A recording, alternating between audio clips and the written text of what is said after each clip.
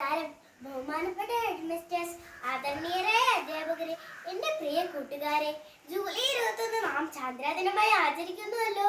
മനുഷ്യൻ ആദ്യമായി ചന്ദ്രനിൽ കാൽകുത്തിയതിന്റെ ഓർമ്മയ്ക്കായാണ് ജൂലൈ 21 നാം ചന്ദ്രദിനമായി ആചരിക്കുന്നത്.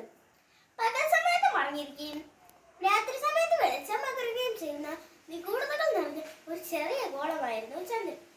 ചന്ദ്രനെ അടുത്തറിയാനുള്ള മനുഷ്യന്റെ ശ്രമം അവിടെ തുടങ്ങി. മനുഷ്യനെ ചന്ദ്രനിൽ എത്തിക്കുക എന്ന ദൗത്യത്തോടെ നാസ രൂപപ്പെടുത്തിയ അപ്പോളോ 11 എന്ന വാഹനത്തിൽ Neil Armstrong, Edwin Aldrin, Michael Collins എന്നീ ബഹിരാകാശ സഞ്ചാരികൾ 1969 ജൂലൈ 20 ചന്ദ്രോപരിതലത്തിലെത്തി. ജൂലൈ 21 നീൽ ആംസ്ട്രോങ് ചന്ദ്രനിൽ ആദ്യമായി കാൽകുത്തി. തുടർന്ന് എഡ്വിൻ ആൽഡ്രിനും ഇറങ്ങി. മൈക്കൽ കോളിൻസ് വാഹന നിയന്ത്രണത്തിലായിരുന്നു. ഇത് ഒരു മനുഷ്യന്റെ ചെറിയ കാൽവെപ്പ്, മാനവരാശിക്ക് ഒരു വലിയ കുതിച്ചുചാട്ടം. നീൽ ആംസ്ട്രോങ്ങിനാൽ വിശേഷിപ്പിക്കപ്പെട്ട ഈ സംഭവം മാനവ ചരിത്രത്തിൽ ഒരു വലിയ നാഴികക്കല്ലായി മാറി.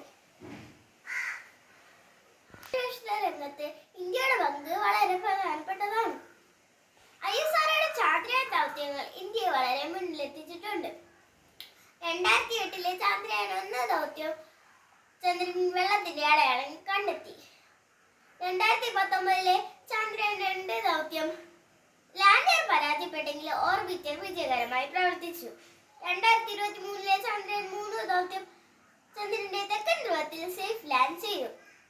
അങ്ങനെ ചന്ദ്രന്റെ തെക്കൻ ധ്രുവത്തിലെത്തുന്ന ആദ്യ രാജ്യമായി ഇന്ത്യ മാറി. നമ്മൾ ആകാശത്ത് നോക്കി വലിയ സ്വപ്നങ്ങൾ കണ്ട് അവയ്ക്ക് വേണ്ടിയുള്ള പരിശ്രമം തുടങ്ങേണ്ട ദിവസമാണിത്.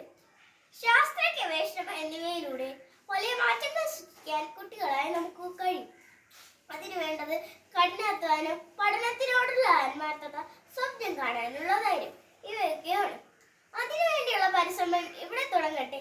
എല്ലാവർക്കും ചാന്ദ്രദിന ആശംസകൾ നേർന്നുകൊണ്ട് നിർത്തുന്നു. നന്ദി, നമസ്കാരം.